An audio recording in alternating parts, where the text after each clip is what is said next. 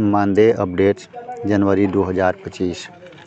सभी जिले का जनवरी माह के मानदेय भुगतान हेतु डाटा अपलोड करने का निर्देश सभी जिला कार्यालय को दे दिया गया है।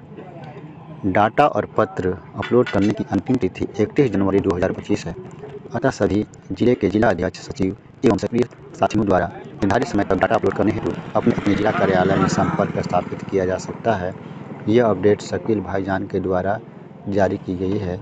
इस बार सभी कैटेगरी के पाराशिक्षकों का एक ही बार में डाटा अपलोड करने का आदेश दिया गया है।